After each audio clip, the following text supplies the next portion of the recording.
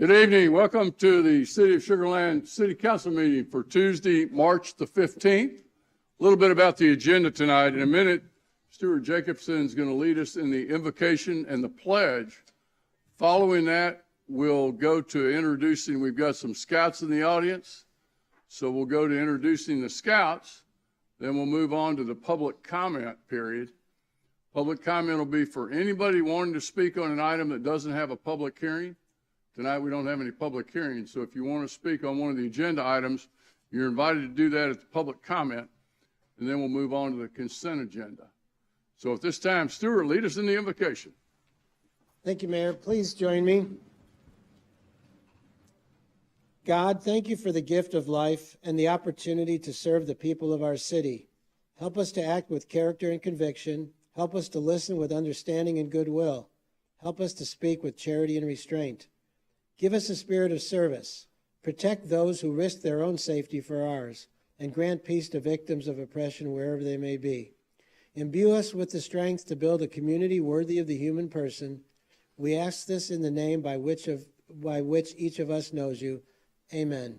Amen. And join me in the pledge, please. I pledge allegiance to the flag of the United States of America and to the republic for which it stands, one nation under God, indivisible, with liberty and justice for all.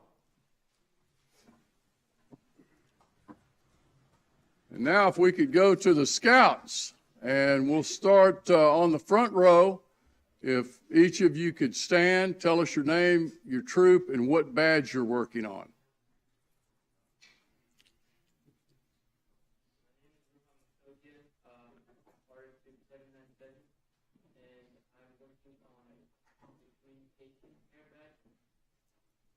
Thank you.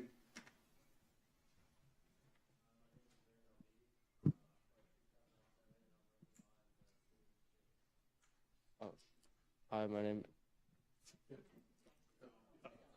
my name is Zarain Ali. I'm part of Troop 797, and I'm working on the Citizenship Merit Badge. Hi, my name is Ayan Duca, and I'm working on the Citizenship in the Community Merit Badge. Hi, my name is Arif Sachwani. I'm part of Troop 797, and I'm working on communications and the Citizenship and Community Merit Badge. Hi, my name is Kian Mohammed, and I'm part of Troop 797, and I'm working on my Citizenship in the Community Merit Badge along with my Communication Merit Badge. My name is Zane Sinestro, and I'm part of Troop 797, and I'm working on my Communication Merit Badge. Hi, I'm Case Meridia. I'm from Troop 797, and I'm working on my Communication Merit Badge. My name is Daniel Duca. I'm part of Troop 797, and I'm working on the Citizenship Merit Badge. Hi, my name is Arsh Momin. I'm part of Troop 797, and I'm working on my Communications Merit Badge. Hi, my name is Shayan Ali, and I'm a part of Troop 797, and I'm working on the Citizenship in the Community Merit Badge. Hi, my name is Izan Mohammed. I'm part of Troop 797, and I'm working on the Citizenship in the Community Merit Badge. Hi, my name is Faizan Prasla. I'm part of Troop 797, and I'm working on my Communications Merit Badge. My name is Ahmad Merchant, part of Troop 797, and I'm working on the Communication Merit Badge. Hi, my name is Shaz Rayani. I'm part of Troop 797, and I'm working on my Automotive and Engineering Merit Badge. Hi, my name is Adam Momin, and I'm also in Troop 797. I'm working on citizenship in the community, and I was also very interested in what goes on here, so. You may not be the only one. Looks like we got a lot of people interested. Hi, I'm Abir Vaknogia. I'm from Troop 797. I'm working on my American Heritage Merit Badge. Hi, I'm Arnav Matian. I'm part of Troop 797. I'm working on the Citizenship in the Community Merit Badge. Hi, my name is Mirsab Zindani, and I'm working on my Citizenship in the Community Merit Badge, and I'm also part of Troop 797. Hi, my name is Ariz Ali, and I'm part of Troop 797, and I'm working on Citizen in the Community Merit Badge. My name is Rahis Basaria. I'm part of Troop 797, and I'm working on my citizenship in the nation merit badge. Hi, my name is Iman Ali. I represent Troop 797, and I'm working on my citizenship in the community merit badge. Hi, my name is Ishan Maknodia, and I'm working on my citizenship in the community merit badge, and I'm also part of Troop 797. Hi, my name is Asfar Momin. I'm from Troop 797. I'm working on my community and citizenship merit badge. Hi, my name is Iman Maknodia. My troop is 797, and I'm working on citizenship in the community. Hi, my name is Izan Mesania. I'm part of Troop 797, and I'm working on the automotive merit badge. Hi, my name is Urshan Prasla. I'm also part of Troop 797, and I'm working on my citizenship in the community merit badge. Hello, my name is Rumi Kodra, and I'm part of Troop 797, and I'm also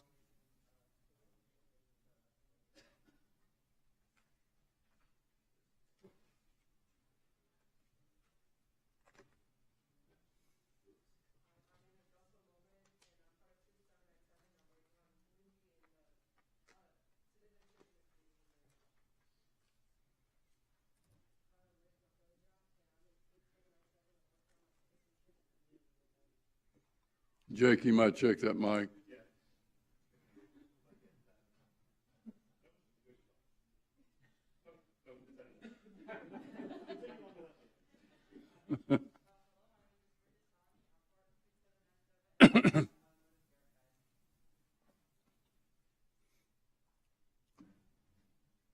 Is that it on this side? You guys may be the biggest troop that we've had in there, and I think there's a gentleman back up in the back up here. Oh, he moved over here? Okay.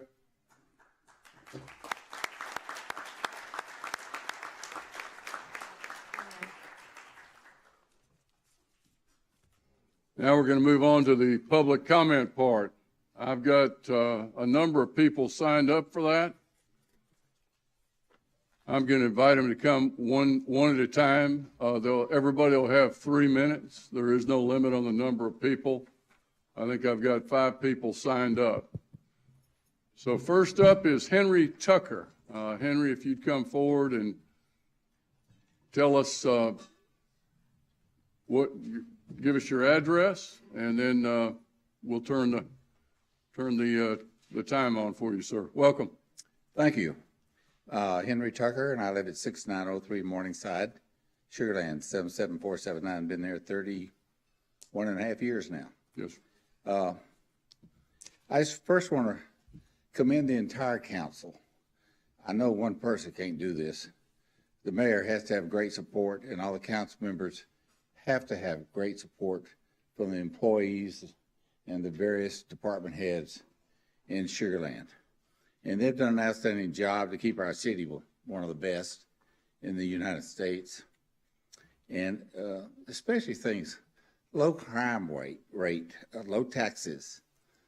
You keep our city clean, the parks, the recreation opportunities we have in the city, and the outstanding fire and police protection is basically second to none from what I understand reading the newspapers and so forth. I understand also that the solid waste collection contract ends this year, and there will be bids put out toward the end of the year probably for the next 10 years, I believe. And I have some comments on that I would like to for y'all to take into consideration. I know that you're putting out the bids, and I assume the committee has looked at the various methods that are used to collect solid waste. We have side trucks, we have rear loading trucks, and they're used for different purposes for different places. And I hope that the committee has provided you with cost differentials between what does it cost to run a side loading truck versus what does it cost per household to run a rear loading truck.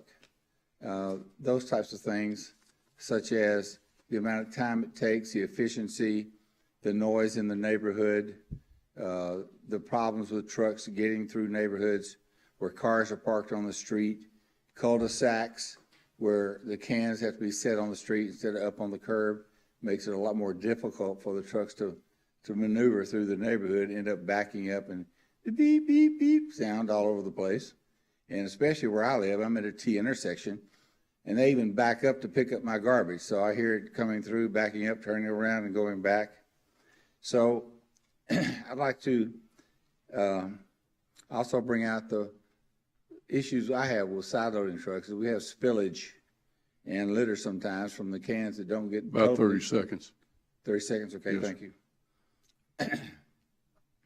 And we currently have rear loading trucks for our green waste and bulk trash. If you use rear loading trucks, they can pick up all the bulk trash anytime they come through. So since the 2-year contract, we would like to have, encourage you to get rear loading trucks for everyone. It'll be more efficient and provide additional services to all residents. Thank you. Thank you, Mr. Tucker. If we could have Patrick O'Connor come to the front, please. Patrick?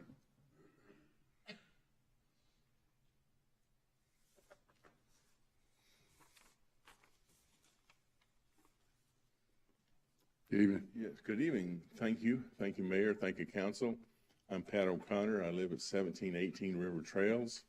Been out there for about 27, 28 years. And I'm here to talk about the trash service.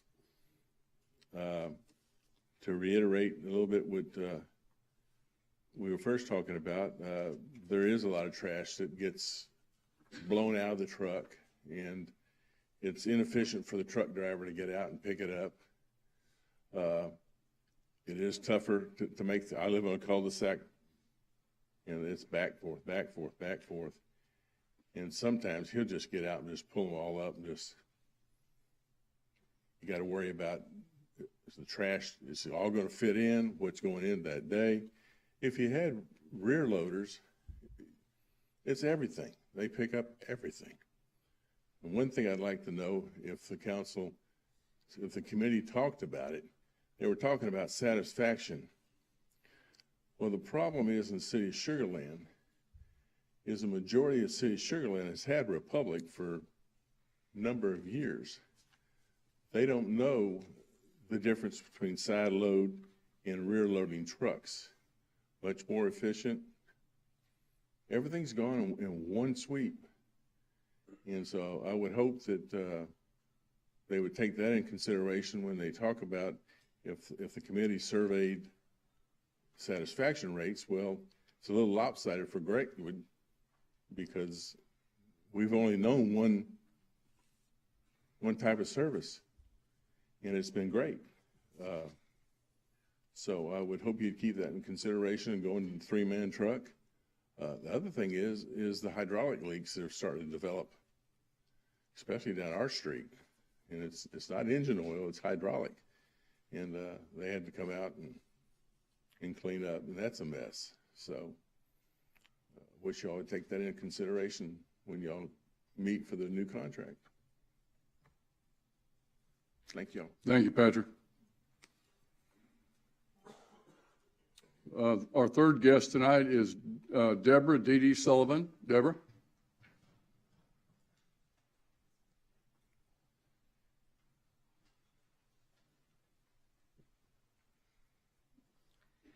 Hello, my name is Dee Dee Sullivan. I live at 1719 River Trails in Greatwood. That's Sugar Land, Texas, 77479. And I've been there about 20 years. I'm very proud of the city of Sugar Land. I grew up in Sugar Land. I've always been in Sugar Land.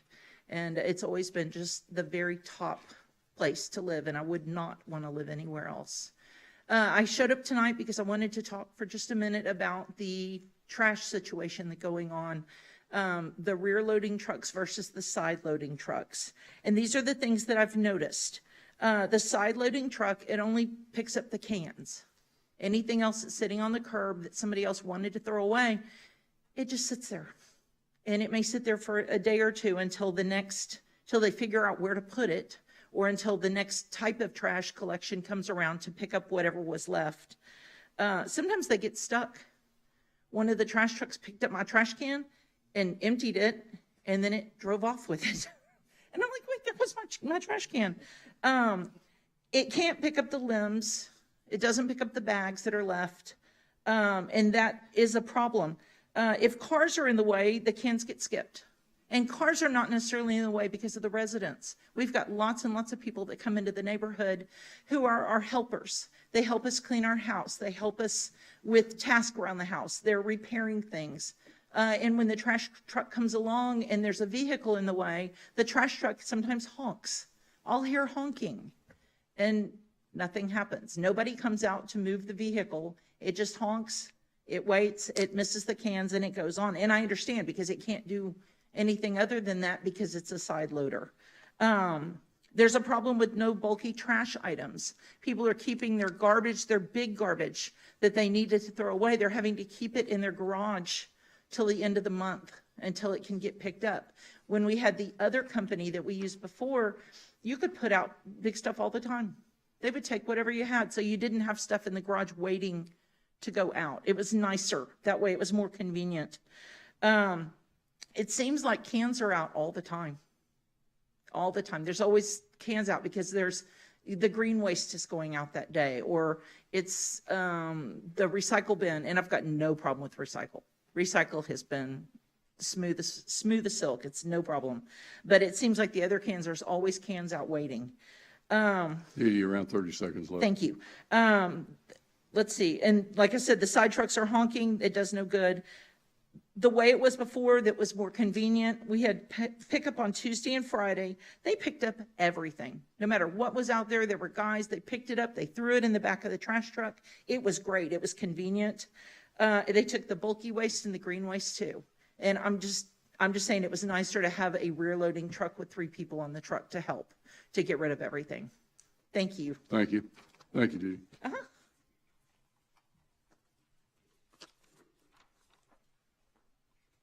Our next guest is Jonathan Willman.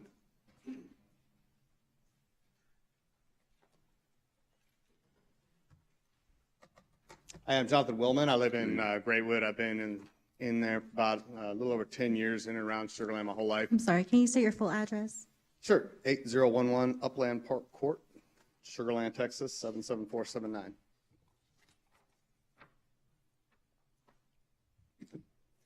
All right. I've been waiting for this meeting for a little over a year now. Since I was sitting out in my truck running around our neighborhood trying to pick up green waste from the freeze and trash and everything else that had been pulled out, putting a dumpster that Mr. Ferguson had to pull out to our neighborhood because we couldn't get trash hauled off. For weeks, I spent on the phone with Republic. And the fact of the matter is, Republic does not care about Sugar Land.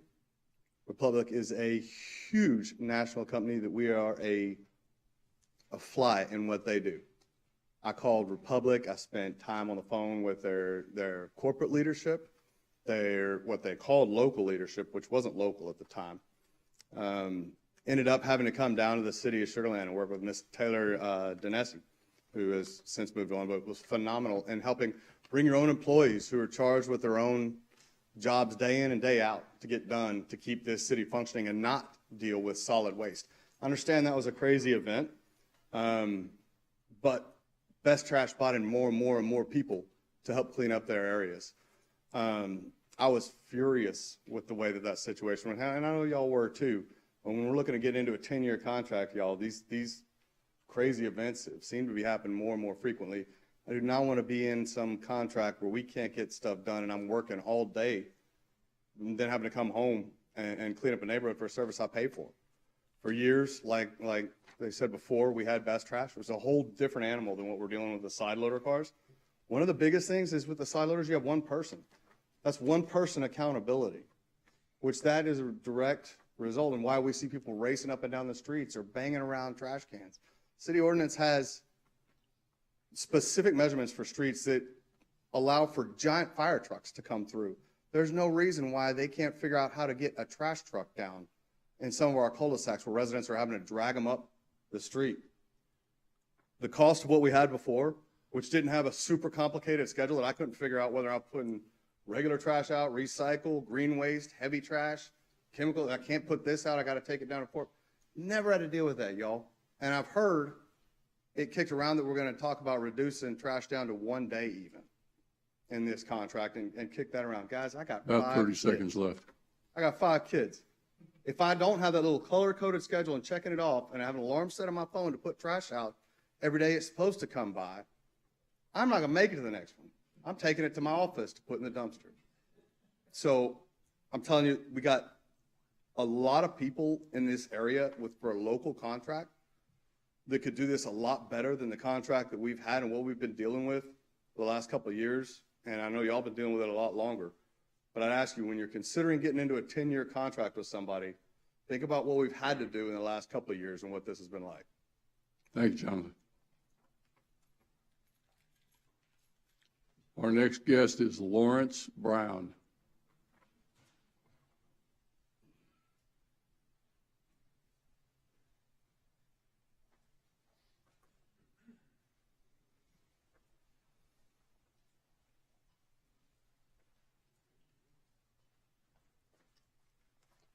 How you doing? Lawrence Brown, my 7510 Stone Arbor here in Sugar Land.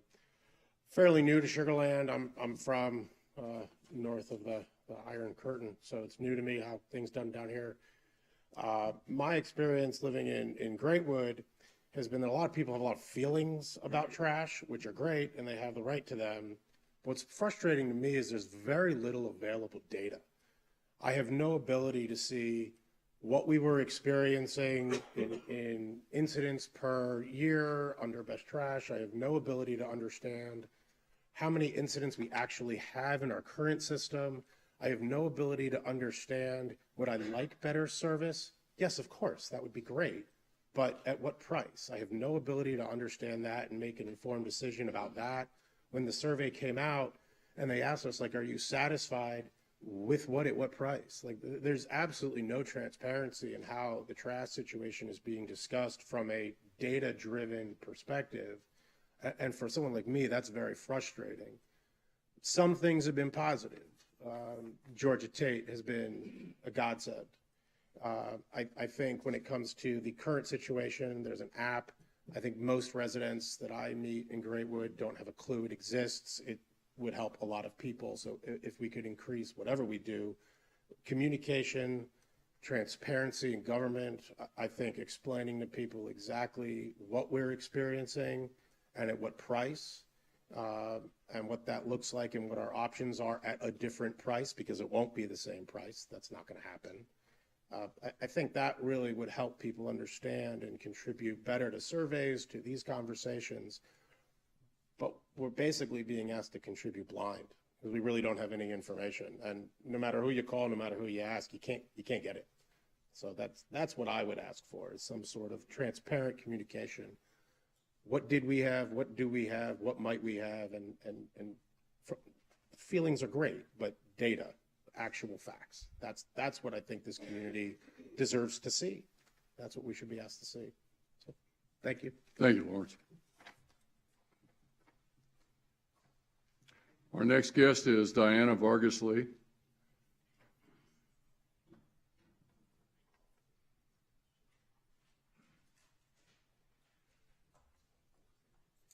Good evening. My name is Diana Vargas Lee. I reside at 1114 Cary Court, Sugar Land, Texas, 77479. I've been happily living in new territory for over 15 years. And I'd like to say I really miss the old trash service. Currently, when the trucks come by, they leave the trash cans scattered all over the street. They're not neatly placed back along the curb the way the residents place it. My neighbor is a little elderly. It's like watching her play ping pong, trying to avoid the trash cans every time she comes in, comes back home. There seems to be a lot of confusion about regular pickup days, heavy trash days. My neighbor's fence has been sitting on the curb for about 2 months. He doesn't know when it's gonna get picked up. It just sits there. It's an eyesore for everybody, not to mention dangerous for the kids who are running around, playing, all that, and the dogs. The other problem I'm noticing, and I have pictures from my neighborhood, is the excess garbage. It just sits there. If somebody has a party, there's 3 bags of trash that sit there for days until either they place it back in their bin, they get picked up, or someone takes it home, takes it to a dumpster somewhere. So the old service was really nice. It was nice to see them take their time to pick up all the garbage. If there was an extra bag on the curb that an animal, probably a possum, got into it, they swept it up. They picked everything up. Everything was always clean. So we really miss that. And lastly, the friendly waves every morning. That was nice to see. Yeah, thank you. Thank you, Diana. I don't have anyone else signed up. That doesn't mean you can't speak. If anybody would like to address whatever topic on the agenda, has to be on the agenda, you're welcome to come forward at this time. Anyone? All right, we're going to move on to item number 3, the consent agenda. Consent agenda is going to be taken as one item unless the council member pulls it. If they pull it, we'll have a discussion around that one item. Take the other items as one. Does anybody want to pull an item? Do I have a motion? Motion to approve. Got a motion by McCutcheon, second by Kermally. You'll vote at this time, please.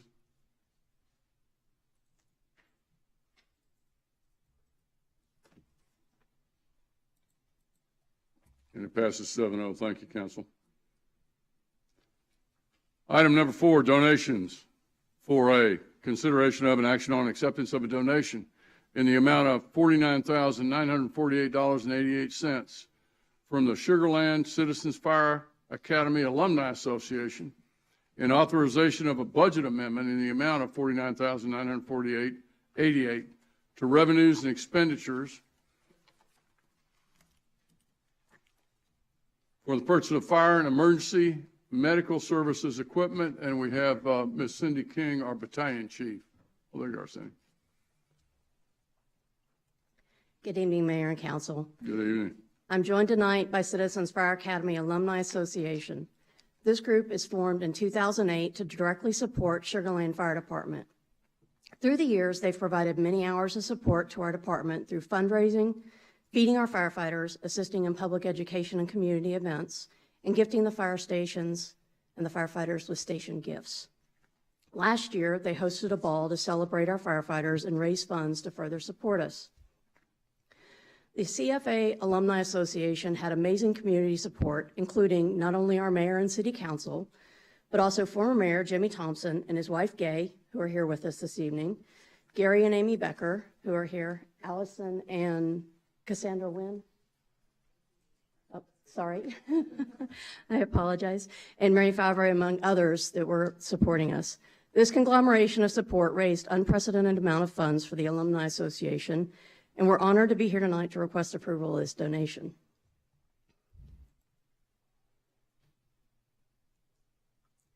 With the donation of $49,948.88, we're looking to purchase EMS equipment, rescue equipment, and fire equipment that will directly enhance our operations.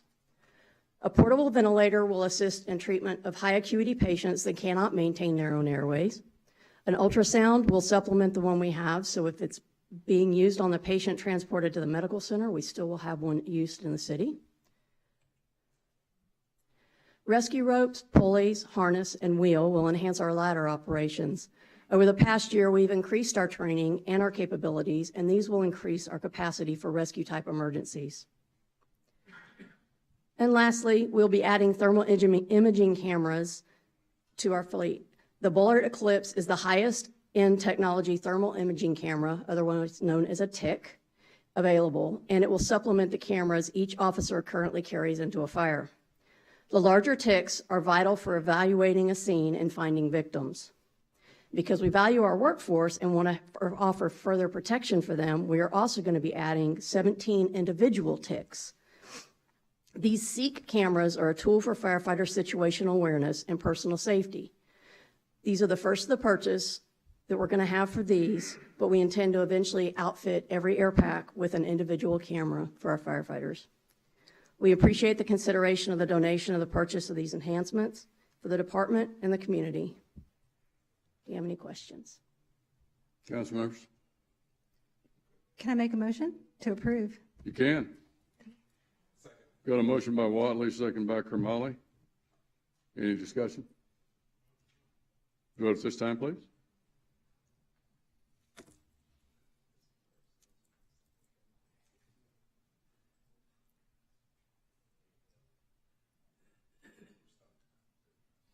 And vote. And it passes 7-0. Thank you, council members. Could Thank we, you. well, we get a, can we get the guests that are here tonight representing the donation?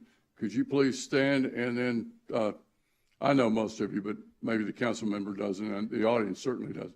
Could you stand and identify yourself? Give us your name. There we go. I'm Hal J.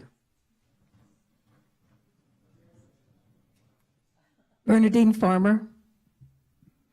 Michael Bacchus. Ronald Fawcett. Paula J. Annette Shunsky. Amita Patel. Doug White. Nathan Matthew. Carrie Becker. Amy Becker. Mary something. Carol Traley for Allison and Cassandra Wynn, Safari, Texas. Gay Thompson. Good. Former Mayor Jimmy Thompson. Andrew's back there hanging out. Cher Banks. Lacey Chambers. Andrew Wolf.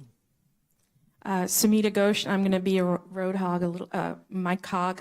We are starting up planning for this year's ball, September 10th, 2022.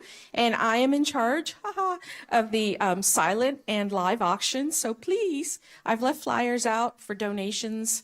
Nothing too big or too small. So please contact me. Never let a good mic go to waste. Amen to that. And I'm Michael Castillo.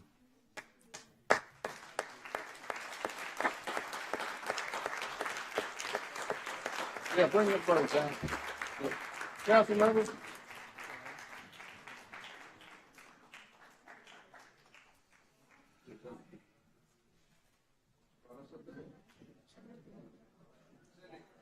Yeah, go ahead. It's guys up here too.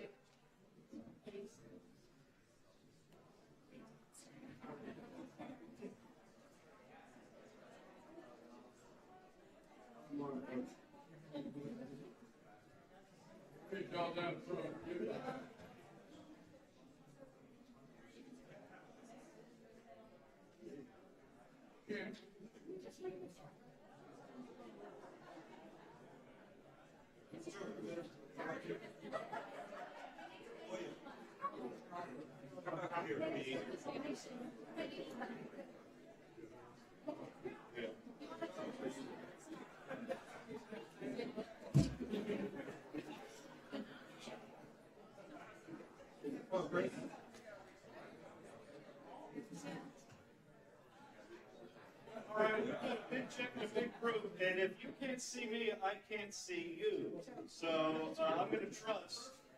There you go. There, Come on, guys, act like you like each other. There we go. Scott dancing with me back there. There we go. And everyone smile. This is a happy occasion, right? Okay, good. It will look like it. Okay, there. Smile, smile. There we go. And 3, 2, 1. Okay, good. All right.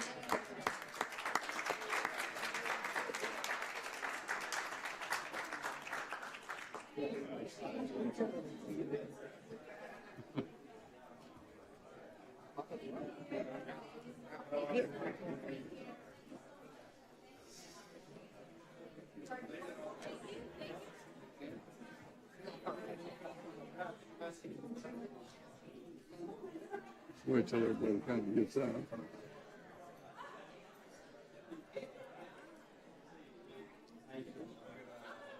There we go.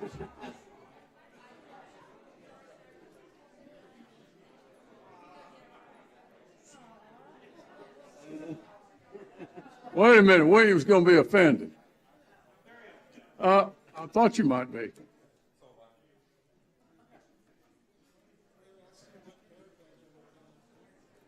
No, we already did. Oh, yeah. Let's kind of give them a minute to clear the council chamber.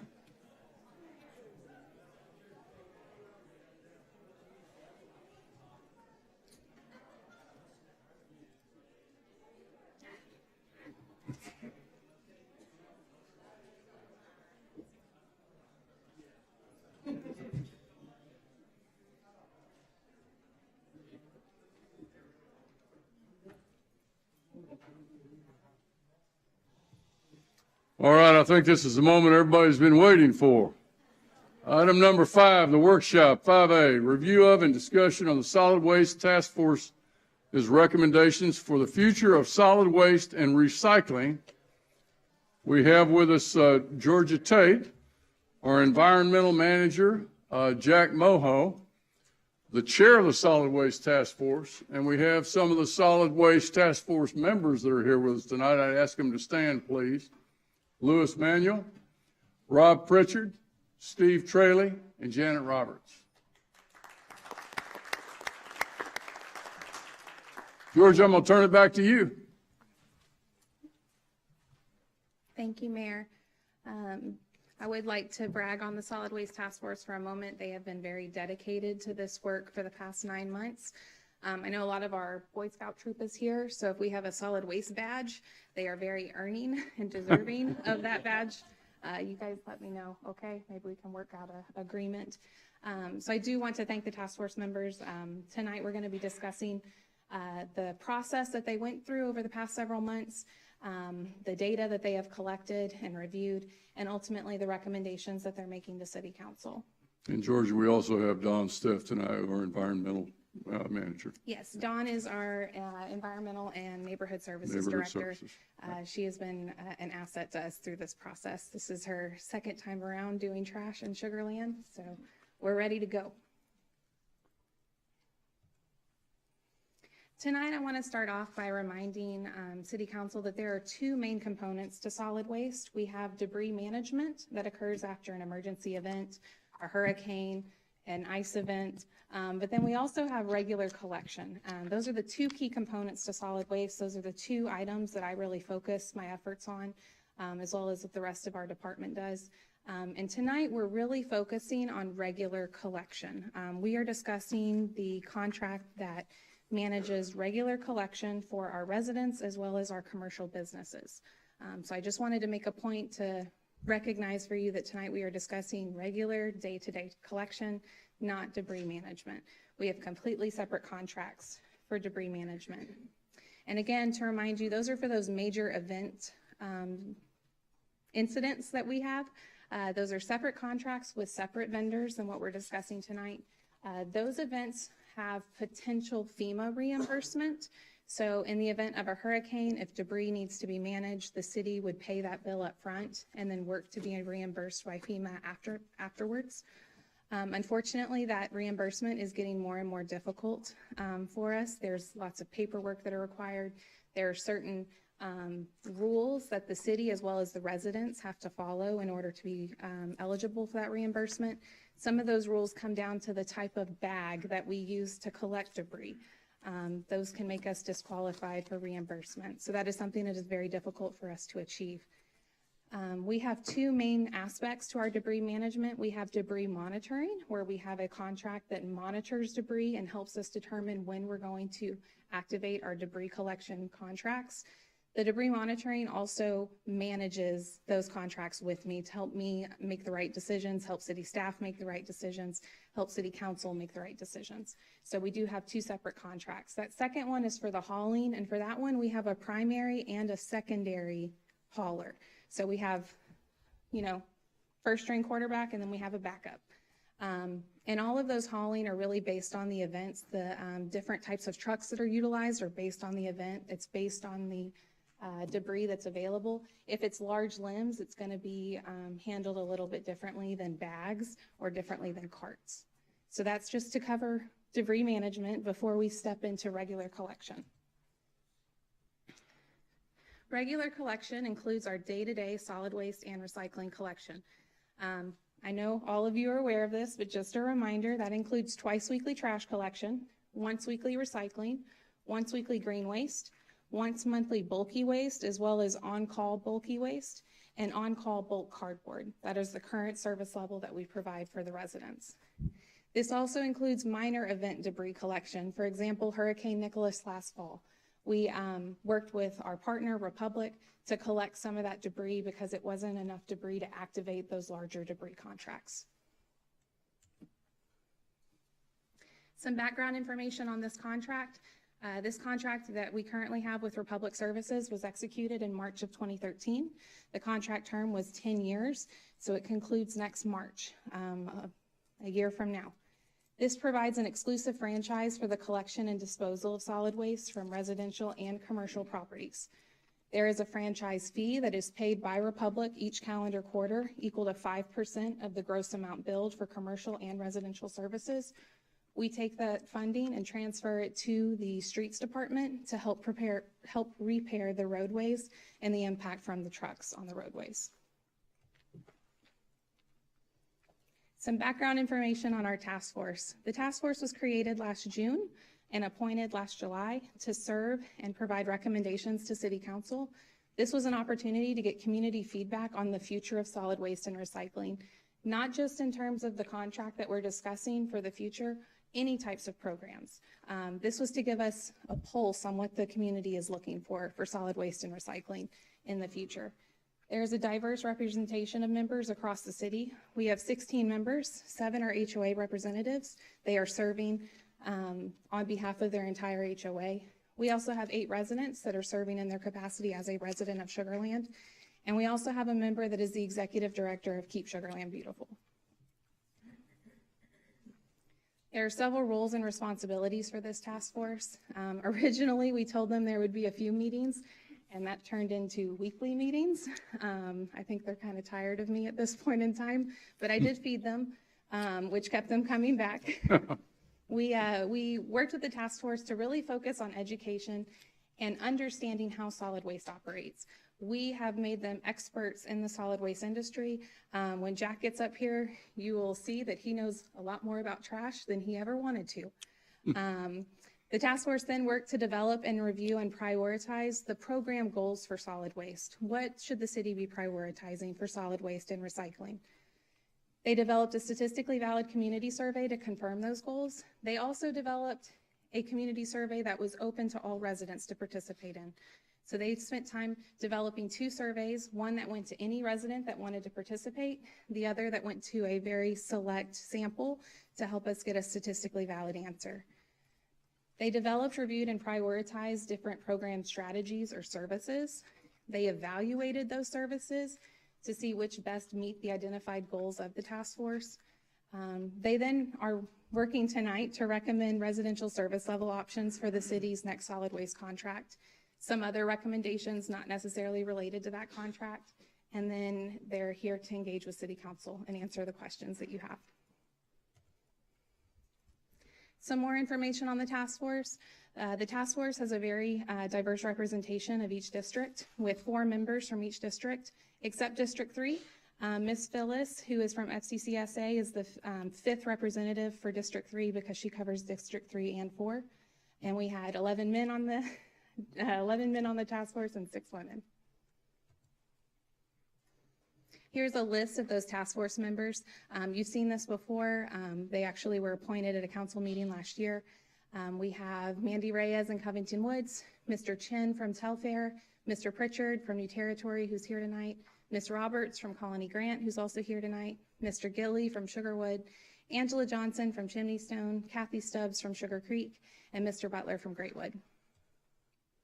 We also have Mr. Trayley, who's here tonight from Venetian Estates, Mr. Daniel from Ganaway Lakes, Jack from Imperial. We have King from Telfair, Mr. Manuel from New Territory, Ms. Phyllis, like I mentioned earlier, and then Mr. Smith from Greatwood. This map, if you can see, there's little red dots that show where these residents live. Please don't visit them at their homes. This is just to show you the equal representation across the city. At this time, I'm going to pass it over to Jack so he can share with you the different discussions that the task force had. Thank you, Georgia. Welcome, Jack. Thank you, sir. Council, staff, and guests that are here. Mr. Mayor, thank you for allowing us to come here tonight and share with you the hard work. I want to compliment all our task force, the members who are here and who aren't here, for what they've done, and also for staff. I've participated in several committees and commissions, both at the city, the county, the state, and I'll say quietly, the federal level. But it's always a pleasure to be able to work with the staff here at the city. I think we're blessed to have the people that we do have. I think somebody from Greatwood mentioned something in particular about Georgia, calling her a godsend, and the staff that you guys have that are working for us, kudos to Mike as well.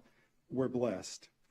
Out of respect for the time, for not just for the council, the mayor, and the members that are here and the staff, I'm not going to read verbatim each one of these. I will go over them. If you have questions, please stop me. I've said this before when I speak publicly. I don't like it. I'm uncomfortable doing it. I do it, but it's not my cup of tea. So if I skip something, if I go over something, I'm not glossing over, trying to skip over it. Please stop me and let me know, because I don't want to miss anything. This first slide you'll see of what the meeting topics were that we discussed. I'll let you know that we had just a real cross-section, a variety of folks that were on this committee. I got to push the buttons too. We're going to go quick, guys. We had a cross-section of folks, not just from the representation of the city in the different districts, but from different mindsets of what we should and should not be doing. As Georgia mentioned earlier, I'm kind of embarrassed because I like to think of myself as a learned person. And one of the things that I keep saying that I never knew before was the amount of methane that these contractors pull off of these trash piles. To me, it's mind-boggling. We have thousands of tons of methane that come off of these piles, and they're going to go for another 15, 20 years. If you hadn't had a chance to go out and see that, I encourage you to do so. With regards to the solid waste task force, the meeting topics, you can see some of the things that we did go over. We went over the background on the current services. We reviewed best practices through the consultants' work and also through staff's work. It was also a conversation that was had by committee members, because we each had our own opinion of what we felt best practices were. We talked about level of services. We talked about rear loading. We talked about side loading. We talked about a hybrid of that. We talked about bags. I mean, again, part of my ignorance, I thought if you went to one of the local merchants and bought a bag that was recommended that was biodegradable, it's not. We found out that clear bags are much more convenient and much more utilitarian for the trash services, because if a black bag goes into trash and they think there's something in it that shouldn't, they literally have to rip these bags open by hand. So clear bags were one of the things that the task force came back with that you'll see later. We talked about aesthetics. We talked about safety, size of carts. Do you have 5 kids? Is it you by yourself? Do you need 1 cart? Do you need 3 carts? We talked about, when we were speaking about carts, do you have one for potentially for HHW? Do you have one for food? Do you have one for recycling? We talked about the vehicles and the appearance, the age. I know we've heard earlier that there were concerns, and apparently there are some issues where there's leakage of fluids from the vehicles. We talked about the landfill and the fuel options, excuse me. And honestly, I said it earlier with some of the task force, we kind of had an easier job. You guys are the guys that are going to have to go later with staff and make the hard decision. We make the recommendations, and you guys are going to have to come back later and decide how to do it. Part of the fuel options, do you mandate that it has to be a natural gas? Is it diesel? Is it gas? Something you guys are going to have to look at. We looked at benchmarking with other cities, and I always felt it in my heart, but it was quantified that Sugar Land is above, by far and above, much more efficient and much more diligent about what we do and how we handle our waste. We talked about HHW, which I said earlier, I apologize, I used an acronym. That's Household Hazardous Waste. What are the options? Do you want it at the curb? Do you want it to go? Do you want to drive it somewhere? Do you want to have an on-call service? We spoke of organic waste, which is not just green waste, it's also food, composting options, education and engagement. From our standpoint, and just for me speaking personally, not representing the committee, I learned more in these months of serving on this committee, again, and I consider myself well-read, than I ever knew before. Financial factors, which you'll see later on in the surveys. When we first started talking as a committee, it was service finance, or how well the service is provided, and finance. But as we went through that, education kind of crept up. Well, if you educate people, then the service will be more easily understood. We talked about service frequency, we just said earlier, the vehicles. Am I moving the wrong way? Okay. Food waste was a big topic that, not a big topic, but it was a topic that was discussed at several meetings. I never thought about food waste. I dump it in the trash can and hope it goes somewhere, but apparently that's one of the main causes of the gas that comes off of the trash piles. Educational opportunities, we discussed partnering with local HOAs, with local civic groups to get the information out, to educate people what the options are, why we do what we do, why does this have to happen this way. And again, HHW, which is household hazardous waste, unfortunately we do have people that just dump it down the sewer and don't understand that you drop a can of paint in the sewer, well, it ends up in the river somewhere down at the Gulf. Public engagement, the Solid Waste Task Force, we had a web page, social media posts, the Sugar Scoop, the blog post. We had town halls. We had a statistically valid community survey, which actually doubled the amount, we received double the amount of numbers we needed to consider it statistically valid. Telephone discussion, survey results.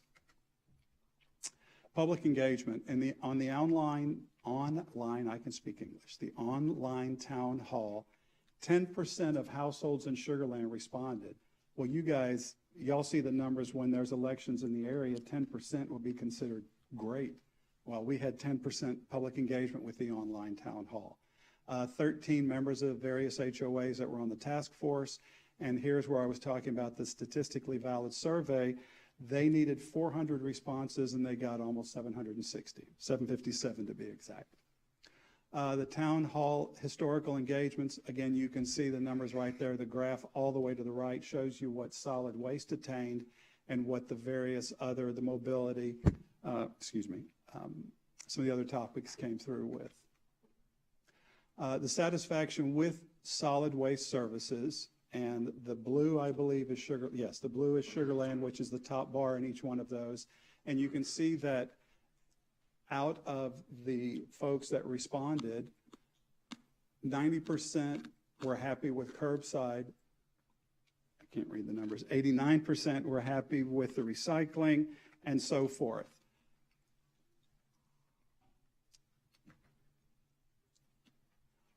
Recommendations and guiding principles. These were the guiding principles that we worked under, being customer satisfaction, educational outreach, environmental protection, and financial acceptability. The prioritization, you'll see here how it breaks down from the task force point of view, the online town hall, and the statistically valid survey. I will tell you that we had I don't know how many conversations and discussions about this, and it did change a couple of times. The more we became educated, the more this kind of morphed into what it is right now relative to the solid waste task force. Customer satisfaction across the board was always number one, but we were surprised to see how the statistically valid survey differed from what the task force was looking at. Some of the people on the task force, some of us said, well, it was because we had more, quote, education or information than other folks did.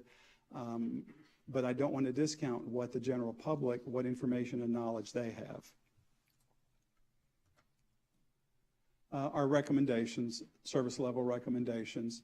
This is what the committee, after the weeks and the months of work and the countless conversations and discussions, some of them very lively. If anybody knows Chip Smith, y'all know that we had fun with him in the committee. He's a friend of mine, so I can pick on him. His favorite term was he preferred one of the other trash services because if he was to roll me up as a dead body in front of the curb, they would pick me up. Some of the committee didn't understand that that was a joke, but that's because they didn't know Chip. Now everybody on the committee knows Chip. Our service level recommendations that we are bringing forth are to maintain the twice weekly trash collection, to maintain weekly recycling collections, monthly bulky waste collection, and the weekly green waste collection. With regards to trash and the bulky waste collection, the service levels, you see the frequency, volume, benchmarking, and the residential feedback. And in collection, we discussed automated versus rear loading and carts versus bags, which is loose bags at the curb. As you can see, with regards to twice weekly trash collection, 69% of our task force, that was the preference. The online town hall, it was 79%. And the statistically valid survey, the preference was 76%. So if we can give you anything from all of the work that we've done, the town halls and the surveys, it seems that twice weekly is the preference among the majority of those polled and those working in the committee. With regards to monthly bulky waste, again, 82% of the task force, that was the preference, 84 for the online town hall, and 59 for the statistically valid survey. A little bit of a difference between the statistically valid survey and the task force and online, but still, again, the majority of folks are comfortable with the monthly bulky waste collection. Recycling collection, you'll see that with regards to weekly recycling, 88% of the task force, that's our preference. 79% is what came out of the online town hall, and 89% were satisfied with weekly recycling out of the statistically valid survey. Green waste collection, 100% of the solid waste task force agreed that that was the best way to go. 47% of the online town hall preferred that, and 84% of the statistically valid survey preferred that. Additional recommendations that we had, as I mentioned earlier, we would ask you guys to consider, I don't mean to be disrespectful, you guys, we'd ask council and mayor to consider clear bags as a requirement, because we understand that it does make it more efficient for the trash services to do their job, and explore a landscaping ordinance which would force basically or mandate that the folks that are out there cutting the yards, doing that kind of work, take that with them, that they don't leave it at the curb. HHW, which is the household hazardous waste, curbside collection, expanded recycling, collection events, and then the Fort Bend Recycling Center. Obviously, folks, we'd like to make it as easy as we can, because the easier you make it for the residents, the hope is that the more participation you will have.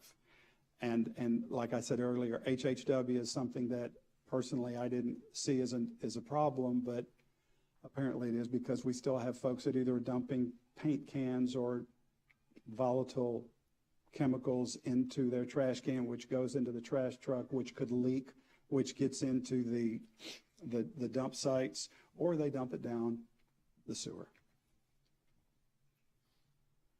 Additional program recommendations, customer service, contractor call center versus a 311 call center. I'm comfortable in representing that a local 311 or a local being operated by the city was the preference.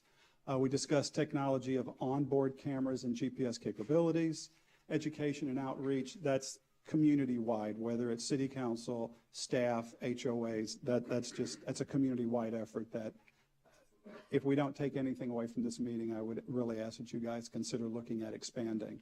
Environmental strategies, landfill, the gas conversion we talked of earlier, alternative fuel. We discussed franchise fees, the admin fees, debris events, benchmarking, and future public engagement, and the service costs related. Customer satisfaction, we ask that you would include, or not include, consider, all of these are considerations.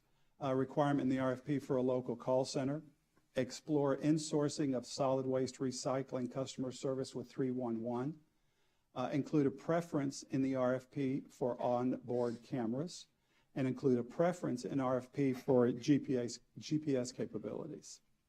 With regards to educational outreach, increase educational efforts regarding all aspects of solid waste, and utilize things like text messaging notifications for solid waste recycling updates. Storm hits, God forbid, and we're behind on trash. A text message to folks who have signed up for that, I think, would be a great tool. Environmental protection, award points in the RFP for enhanced environmental strategies, include a preference in the RFP for alternative fuel options, and include a requirement in the RFP for landfill gas conversions. Financial acceptability, we've discussed and are bringing to the table, increase the franchise fee to fund additional street rehab, increase administrative fee to fund Keep Sugar Land Beautiful, contract through the city budget and not be the responsibility or oversight of the contractor, and then to include future programs, survey the residents when costs are available. It was one of the things that did come up, because there were times that in the committee we discussed specifically, we're asking questions of residents, but we didn't have all the answers, because until we get RFPs, we don't have numbers to share. Next steps. Is that where it says Jack leaves? Thank you, Jack. All right. Now that Jack has shared the recommendations, I'm going to walk you through what the next steps would look like with council approval and council's direction. This is a beautiful graphic that our communications team put together for us that shows the solid waste and recycling contract sequence. And so it starts with City Manager Mike Goodrum appointing the Solid Waste Task Force.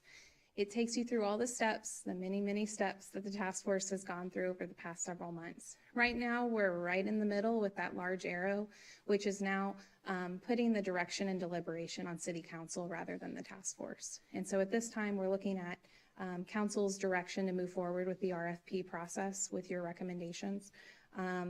We would then have a selection committee that would select the contractor. We would then enter negotiations with the selected contractor. At that time, we would then bring a contract back to City Council for your ultimate approval. We would then have an education campaign, which will actually be going on the whole time, just to inform the residents of any changes that are coming, any changes to their services, any changes to their service dates, any changes to any guidelines, if there's a bag requirement change, if we're changing limits on anything.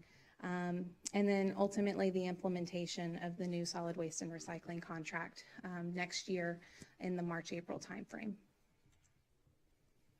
A tentative schedule for the RFP process. We would be releasing the RFP with your direction this month or next month. Those proposals would be due from the interested parties in May. We would then host finalist interviews where the top candidates would be interviewed by city staff. We would then have the selection committee make the selection of the contractor in June, with contract negotiations commencing in June and July. And then in July, we plan to bring that contract back to City Council for your approval. A little bit more on the community engagement. Education is incredibly important to share with the residents what this process looks like, what their solid waste services look like, being as transparent as possible with them as we move forward. That includes through the RFP process, that includes contract negotiations, the education of services, and the actual contract implementation, which we usually refer to as a transition. Some of those items include digital communications with social media, the Sugar Scoop blog post, and the Notify Me. We have about 200 residents that have signed up to receive notifications about the Solid Waste Task Force and this entire process. They received a notification on Friday to let them know what we were doing tonight, and they will receive notifications as we move forward. For process transparency, we are also going to be publishing those survey results for the online town hall as well as the statistically valid survey on the website. So all residents have access to those results as well as the task force recommendations. We will also be publishing and publishing the process that I just reviewed with you as well as the timeline to keep the residents informed as we go through this. There will also be meeting opportunities. We will be reaching out to HOAs to invite ourselves to their HOA meetings to offer to discuss trash and recycling and any of the concerns that they have and answer any questions they might have. We're also going to be hosting a trash talk series. This is very similar to the police department's Coffee with a Cop, except it's not a cop, it's me. And the residents get to ask me questions about trash. Mr. Jacobson, you like to refer to me as the trash lady. I will be the trash lady, and I will be talking trash with the residents who are interested. We will also be having ongoing public engagement and developing and distribution as we go through this process, like I've mentioned multiple times, and ultimately lead up to the implementation of this contract and any future programs with the residents. I will now take any questions that you have. Well, let's open it up. Stuart? Thank you, Mayor. First of all, let me break the microphone. I'll be right to you. I know I speak for the whole council when I express appreciation for everything the task force has done, and of course, without our superb staff, we wouldn't have had the opportunity to have such a great process. When we were looking at that beautiful graphic where we go from the task force recommendation to the RFP, okay, so we're at task force recommendation. Where is this the forum right now for us to make requests of what should go into the RFP? Because, for instance, in the last week or two, I've become aware of the potential joys of rear-loading trucks.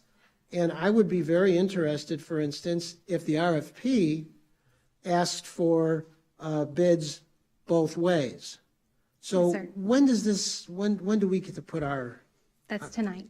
That's tonight. Yes, sir. That's what I would like to, that's what I think we ought to So have. with your direction, we would include an option in the RFP for the bidders to provide information on a rear loading service and An what that alternate. cost would We look got like. alternative, yeah, rear versus side loading alternatives. Yes, sir. With That's- council direction, we would include that. Thank you. Let me go down here, William. I'll come to you. Carol? Mayor. Yes, I'd like to say a big thank you to the Solid Waste Task Force for your many months of work on this. I really appreciate it. And I'd also like to thank Henry, Pat, Dee Dee, Jonathan, Lawrence, and Diana for taking the time out and come to speak to us tonight. And so, yes, I do agree with Councilmember Jacobson about seeing an option for the cost for side loading versus rear loading. And I noticed that those topics were not covered in the online town hall or the survey. And I know that the task force did have discussions about that. Could you give us, a summary maybe of what the discussions were about that? Yes, ma'am. I'll speak to it a little bit, and then I'll actually let Jack answer on behalf of the task force, as he is their representative tonight. We did discuss this several times with the task force, and there were many items we discussed with the task force that weren't included in those surveys. If we were to ask every resident about every single factor related to solid waste and recycling, I would still be here 3,000 years from now, which I do not want to be doing 3,000 years from now. So ultimately, the task force prioritized the questions that went into those surveys in order to make them short enough for the residents to actually participate, but also asking questions that didn't require too much information for the residents to absorb. To ask a rear loading versus side loading question, we would actually have to provide quite a bit of education to the That's a good residents point, to yeah. understand those. I'll also let Jack speak to the task force discussions regarding rear loading versus side. And it was a topic that did come up. I mean, some of you know that I was in Greatwood for 15 years and I saw the service in, and then we moved over to Imperial. So I was going to say been subject to, I've been lucky enough to have both services. It was a concern of how much information do we have that we can present to the people so that they can make an educated response. We may have slipped a little bit because there was an open-ended question asking, do you have any other suggestions? And we really didn't get any responses related to side load versus rear load, but we did discuss, there were concerns that came up not just for the rear load, but for the side load as well, cost. Everything has happened after COVID. Are you going to be able to find labor? Are we going to have missed routes? I don't want to make light of the length and the depth and the breadth of the conversations we had, but when we made when we sat down and were making recommendations to come to council and to the mayor, we did have to narrow it down. What was the feedback we were getting? What were the most questions we were getting? And most of it was related to customer service, but we didn't see the breakout of customer service side versus rear load. That's why one of the things I mentioned earlier is once we do have pricing, and Georgia and I have spoken about that, it should be something that council looks at. Once you do have pricing, as two council members already mentioned during the RFP, to get those numbers. And I mean, I don't have a crystal ball. If you can get the rear loading at the same price or less than you can get the mechanical, you got to consider it. If there's an increase, you got to consider it. If it's a huge increase, you really got to consider it. But it's not something that we just said, we're not going to talk, we're not going to discuss, we're not going to look at. It was but we were trying to deal with the information that was available and what could we pass out to the residents. Again, our committee, from the day, Jack, from the day we started till the day we finished, I'm much more educated and much more readily available to discuss trash. And that's the hardship you guys are going to have along with staff, is how are you going to educate folks so that they do know what the best option available is, and that's why you chose it. Thank you. And follow-up, Mayor? Follow-up. Now, are you looking for, sorry, thank you. I've just finished with that topic. Thank you very much. So are you looking at another 10-year contract, or are you looking at a 5-year contract with a 5-year option to extend? We would be looking for another 10-year contract based on the recommendation of the task force. Okay. And I definitely support the clear bag option. I think that's a very good recommendation. That And this- also helps us with the FEMA reimbursement. I Exactly. mentioned Yeah. So earlier. it's, yeah, definitely important for many reasons. This is something that's not included anywhere, but I know, there's an issue sometimes with tree cutting. People will cut down have really large trees cut down. And the people they use really aren't equipped to cut down those large trees. They don't have a shredder that shreds it on site, nor can they even haul it off. And so they'll take this entire tree, fill up their whole front yard with it, and then Republic will come along and they're limited to how much they can take. And so these big tree sections will sit out there for weeks, even maybe sometimes a couple of months, until they can get it removed.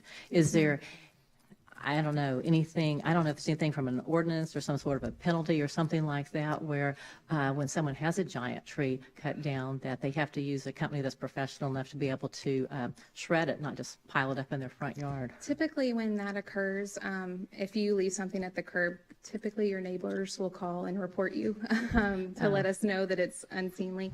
That is when solid waste staff will go to make an investigation to determine if the items left at the curb are out of compliance with the city ordinance. If they're out of compliance, we work with the residents to try to remove them as quickly as possible. For something like the large trees that you were discussing, the residents can actually call and schedule a brush pickup where a different type of truck will come and take those off for a fee. But for their regular green waste, we do have those compliance issues. If council is interested in us exploring those types of ordinances to be a little harsher on those, we can absolutely explore them for city council. The issue is we do have limits, and there are limits that are necessary in order for us to hit every single house every single week. And so working with the residents to educate them on what their options are if something doesn't get picked up. They have solid waste staff that are working to educate them. The Republic staff will leave tags if something is out of compliance. So hopefully you're seeing it once or twice and it's not news to you if your items are out of compliance. We work directly with our code enforcement staff to try to limit those issues. But we can absolutely explore that if the council is wanting us to. Okay. So you said that if someone has this giant tree sections in the yard, they can actually call in for a service. Okay, I didn't even know that, so that's good to know. But the problem is people want me to call in to the city, and I'm like, I'm not doing it. No, if you call I'm not doing it. If you call 311, all of your problems will be solved. Okay, and I know 311, not Georgia. Okay, and obviously, Great Woods in my district, so I have gotten a lot of feedback from them during this process because the current service is quite a bit different from what they had, and I know the recommendations are to keep the service levels the same as before. Has there been any thought about maybe at a HOA level, the HOA paying for like an additional, like say the Great Wood HOA paying for an additional bulk waste services or something like that? We have it currently included in the contract that if an HOA is interested in backdoor service, the HOA can work with the contractor to include that. So certain HOAs, if they're interested, can kind of go above and beyond the current service level. So that's built into the current contract. At this time, we have the entire city on the same contract as a means of providing that exclusive franchise and that standard level of service. Bear in mind that we do have 2 solid waste inspectors that are responsible for inspecting the entire city. If we have multiple neighborhoods on different contracts, that makes enforcement and inspections incredibly difficult. If there are different rules in Great Wood than there are in New Territory than there are in Sugar Creek, that becomes very difficult for the city to manage and maintain as well. But that is something that the city can explore with council's direction. Okay, thank you. Sean? Georgia, bear with me. Got a couple of questions for you. And Yes, comments. sir, I'm ready. The 5% franchise fee, how much of that gets used by the city, and do we have anything left over, or do we overspend it? To my knowledge, I'm going to defer to Dawn because she's the in-house expert. So that franchise fee is strictly for street rehab, just because of the weight of the truck. So we don't hold anything back. That franchise fee comes in and then is a transfer out for the street rehab project. So you use all of it, basically? We use all of it for street rehab, correct? Perfect, thank you. Second question is, how many candidates are you expecting to apply for this? That's a tough question. I don't know how many there are out there, but. Well, we're expecting probably between 5 and 10 companies to put in a bid, with hopefully having those top candidate interviews with about 3 companies if available. Okay, perfect. 5 to 10 is a big number. Yeah. Really big number. I have no idea, that's why I'm asking. Yeah, we're all about ranges in solid waste. I heard Councilmember McCutcheon ask you about 10-year versus 5-year, and you quickly said that you're looking at 10 years. Yes, sir. 10 years, none of the city council will be sitting here. I don't think we will. Well, no, we won't. We'll all be gone. And the problem that I see with the 10-year contract is that these trucks in year 5, 6, 7, 8, 9, and 10, there's wear and tear on them. And that's a big concern. 10 years is a long time. I'm in the real estate business, and we used to do 10-year deals back in the days, and now everyone does 3-year deals. So why are we stretching ourselves and putting the city into a binding contract for 10 years? So I would highly recommend that we look at a 5-year option, and as Jack mentioned earlier as well, could be a little bit more, but we have an out in 5 years. That's a comment, not really a question. Yes, sir. Just a note on the 10-year contract, the longer the contract, the lower the rate is because we're able to spread it out further. Agreed. And so that was the task force's thought process, but we can definitely take that into consideration. Agreed. And I figured that's the case. And so I just wanted to make sure that we maybe consider something, as what Stuart Jacobson said earlier.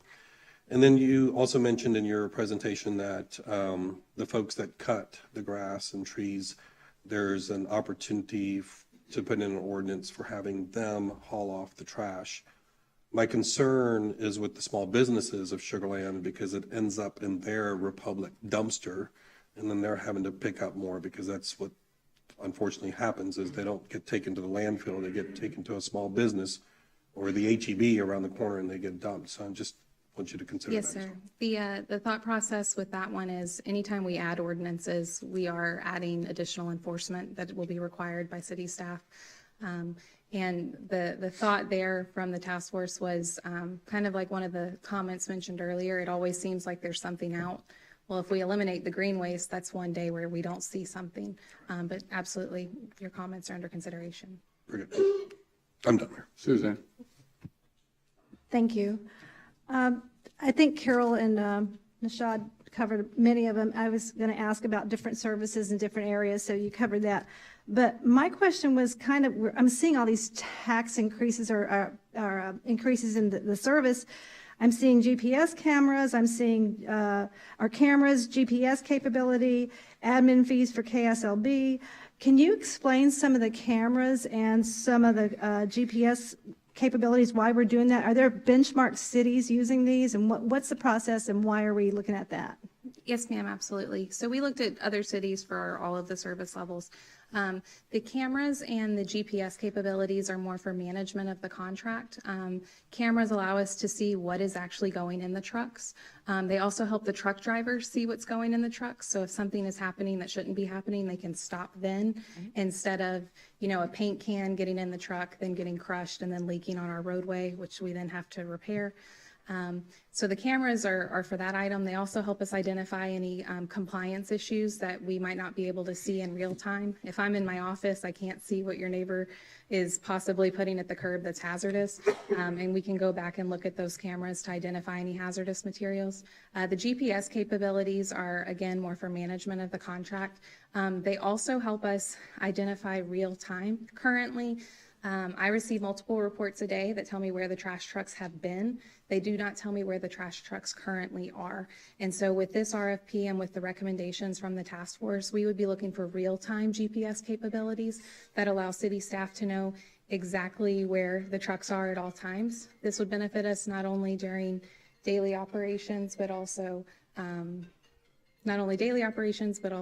debris management operations. Again, those GPS capabilities, we hope to somehow be able to provide those to the residents. We've had several conversations about a track your trash truck option for the residents, so they know if their trash truck has been in or not. That also helps us identify if the items have been put at the curb on time. We do get a lot of calls where the residents say they have been missed, and they say that the contractor has not provided that service. Unfortunately, a lot of the time, it's because the truck came through before the resident put their cart out, because the cart wasn't out at 7 a.m. as required. If I could, if you've got your phone on, put it on silent, please. Thank you, Georgia. Just to follow up on that. So I think those are all good ideas, but we have got to educate our public on why we're doing that, because we're asking them to pay for it. So in that instance, when we add those on there, do we have any idea what that cost is? And if we do an RFP for that, can that be an option, or can that be something that we look at to make sure that the cost is something that we need to do for sure? Yes, ma'am. So those are currently, the recommendation from the task force is to include those as preferences in the requirement. It's not saying, hey, the company has to provide those to us. It's just a preference. It's an option for us to review. Thank you. You're welcome. William? Thank you so much. I have several. I want to summarize that what we're doing here tonight is we're asking we, the people of Sugar Land, to consider and pay for a service in the future that may last at least 10 years, possibly shorter. So my focus is on value, period. Just good service, value. My focus is not technology. My focus is value. I just want everybody to know that. With that said, I heard the term statistically valid survey feels like 30 times a moment ago. Well, taking a survey tonight, 100% of the speakers discussed rear load options. So my question is this: was this statistically valid survey, did it include rear load options to the people of Sugar Land? No, sir. Okay, it did not. And it was discussed by the task force, and I'm assuming, based on conversations I've had recently, there were cost ranges offered to the task force for consideration of the two services. Is that true? No, sir. Okay, We were so not I've able been. to provide those. Okay. I just want to add a little bit to that. So for the rear load service, there's not costs associated that could be defined. Not like it's once a week versus twice a week. They have specific ranges that the consultant had. But for rear load, you cannot do that because it is a very detailed, specific service. You have to specify, is it rear load with a limit of 5 cubic yards, 10 cubic yards, unlimited? You have to specify and get down to the detail to get a price. So a price couldn't be provided to the task force. But what we did talk about is the environmental factors. So with on the rear load, you do have a driver, 2 helpers. That truck can only service about 750 to 800 homes per truck, whereas you have an automated truck with 1 driver that can service 1,000 to 1,200 homes per truck. So we talked about the frequency and the efficiency. The automated is more efficient because you have less trucks on the roadway with less impacts on the street. You can collect a city of our size quicker with less vehicles. And so even though rate was not a factor, they did discuss many other factors that are between rear load and the automated. And so that's what helped them made their decision to stay automated. So remembering the conversations that we've had recently, I'm going to ask one more time for clarity. Were ranges given to the task force when in their consideration? For once a week versus twice a week, yes. No, that's not what I'm asking. Were ranges given? For the rear Price load? ranges? No, not for the rear load Okay. service, no. Not We'll get back to compared. that. Okay. This technology that's being recommended, it was hit on a moment ago that it could be costly, possibly, we don't know, but it'll be considered, I'm assuming, in this, in these bids that are given. Correct. I wanted to circle back as I thought of that and the costs related to that. How many approximately homes does the contract service? and businesses service? How many? The homes is in between 35 and 36,000 Yeah. homes. I don't know the number of businesses off the Okay. top of my head. That's okay. Sorry. That's okay. I don't either. So Okay. I'm just That's okay. I curious don't in either. case people are following. I'm Okay. just curious myself. So if, now going back to the rear load vehicles, in hindsight, would that question have been beneficial or not to ask the consumer? Because we now know that the majority, correct me if I'm wrong, of the surveys that were completed of the 3,500 were in Greatwood and New Territory. Is that correct?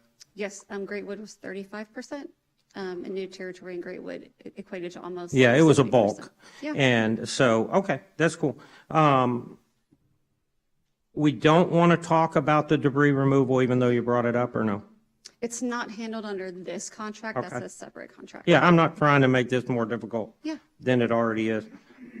We talked about FEMA and their possible reimbursement. Should we use clear bags and maybe some other practices? How much did FEMA reimburse us for Uri? None. Yeah. $0. Okay. And I won't go into debris. Now, will we? But let me have a point of context for this. So the mayor, the county judge, and the governor decide what a disaster is, and that qualifies for FEMA reimbursement. So if the request is made, and the Congress may decide that that's not an event that they're willing to pay for. So we don't have any control over that. What we do have control over is we have control over if it's an event that has an unusual volume of trash to be picked up, we have contracts in place, which we heard tonight, which are debris contracts, that are specialty contractors that specialize in this kind of stuff that we can deploy in order to accommodate those kinds of events. So I'm not sure, I've just got a point of clarification to you. What's the conversation around FEMA? I guess I'm just curious where that's coming from. It's been mentioned tonight, the clear bags. The clear bags are a FEMA requirement. Because FEMA has now gone to, I guess, requiring clear bags if they declare an event. Sure. If they declare an event and it becomes eligible, then FEMA, what I've been told, and of course I serve on the Houston-Galveston Area Council on the board of directors, which deploys those contracts, and on the Transportation Policy Council, the same. And so that's a criteria, I guess, that FEMA's come up with that they've decided that they're going to use to regulate the pickup of those debris contracts. Correct. Yeah. Okay, I'm good with that for sure. I want to, because it was also brought up regarding the potential or considered ordinance. Right now, within my $20 a month that I pay for trash service, I'm assuming part of that is green waste disposal? Correct. Okay, so my it's green recycled. waste is my green waste, and it's part of my bill. And the little men and women that run around trying to make a living should not have to take my green waste because I'm paying for green waste disposal. And I believe that is a heavy burden to even consider for those men and women that are trying to do a job that, to be honest with you, I'm too lazy to cut my own yard. And I'll be candid with you. But that's my green waste. And so if it were required, not that it would be, but if it were required, would there be a discount to my rate if our service is not hauling off the green waste? So the recommendation is to explore it. So we would have to benchmark with other cities to see what does that program look like? What would it look like here in the city? Would it work for Sugar Land? What additional factors need to be provided to make it a success? So it's not saying that's what we're going to do. It's something we're going to have to research and explore, which could take a year or two. So it's not something that would be implemented on day one. So I can't answer the question of what it would or wouldn't do, but it would have to come back as a future workshop. Okay, to have very, those very program fair. specifics. And all that would happen before the contract is agreed, correct? No, that's separate from the contract. So that would just be a separate topic that we would look into. Okay. And if we wanted to move forward, we would bring it back to you as a workshop item. Okay, no, that's perfect. I'm just about finished. Thank you. Also was brought up the franchise fee that is paid back to the city from this contract. Do we have any idea what that dollar amount is in case the citizens have never realized that? Correct. So the 5% franchise fee, I believe, brings in around 300 to 350,000. Okay. About $350,000. That's a year or a contract? It's actually $300,000 a year, and that's for the replacement of about 11 street panels. You are the softest speaking person. I could barely, I'm so sorry. Very sorry, I was away from the microphone. Yeah. The transfer is $300,000 per year. That is 300 flat per year from solid waste to streets, and that pays for about 11 street repairs or replacements, 11 panels. Okay. That's very We informative. Thank typically, you. we have it budgeted to do about 88 in a year, so 11 of those are covered by solid waste. Okay. Perfect. I think that's winding it down. I will tell you a concern that we all have because our businesses are so valid and so important to this community. I mean, that's how we're at 0.346, well, 0.3465 to be exact, I believe, is because of our businesses and their success. One of them told me today, I've been surveying our businesses. I apologize, it sounds tedious. But Saltgrass says that when they pick up, service is okay, but they never pick up on time. And that breaks my heart because, and I mean that, and I'm not trying to, by the way, Republic saved the day during Uri, and Alex is in the room. Alex specifically, if I may, saved the day. The compliment that was given earlier, that came from Republic, or to Republic. So this is not an attack. It's just, can we do better? Because we're requiring, this is not an ask, we're requiring the people of Sugar Land to all unite behind a great service of value and give them what they want is great service. And you know, I heard the call center issue, you know, it needs to be local and all. I couldn't care less where it's at, as long as the company has a heart for service of the people, has a heart that wants to serve. That's key. I don't care where you put the call center. That's key. So I have a ton more. We'll take it at another day. Thank you so much for your help. To the task force and to Jack, I guess you chaired it. Thank you all for a yeoman's job. What I heard from the task force was that they looked at all aspects. The task force then decided what they felt from the survey was important. It's easy to accommodate the rear load. I've heard a lot of discussion about it. I'm not convinced. But we can include that as an alternate, and we can price that out so that everybody sees it. At the end of the day, I think y'all did a great job. I think you asked the right questions. I think you got great responses. So I support moving forward with some of the changes that were recommended. But I think it's solid work for the task force. I think it's solid work for the staff. I appreciate the time and the hours that you all put into it. And let's get going. Okay. Thank you. Thank y'all. Item number 6, City Council City Manager reports. We're going to go to 6A, City Council Member reports. William, I'm going to start with you.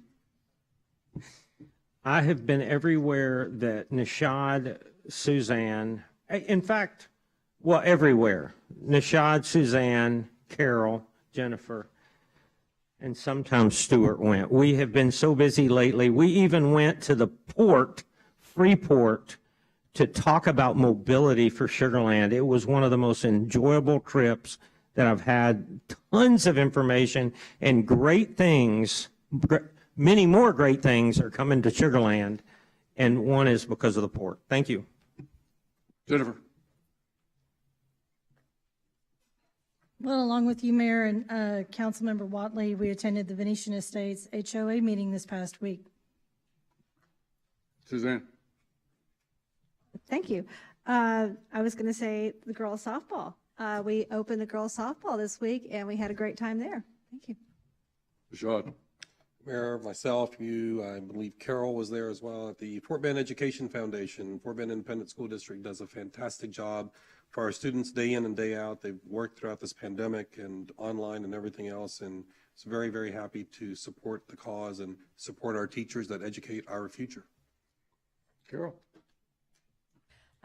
Yes, I hosted a Credo packaging at the Smart Financial Center, and Council Member Ferguson and I attended the Gigi's Playhouse Luncheon to support those with Down syndrome. And most of council attended the police department's graduation ceremony for all of our new officers. I'm going to go ahead and yield my time and go to 6B, the city manager report. Oh, I'm sorry. Stuart. Stuart, I forgot to write. I crossed you off. Stuart, go ahead. Sorry. Yeah, the most. Did you do anything? The most important district, District 3, would like to explain what their council member did. In addition to some of the others that were already mentioned, let's see, Councilmember Lane and Councilmember Ferguson and I attended the Sugar Land Little League grand opening, and Councilmember Lane marched in the Little League parade right behind the fire truck.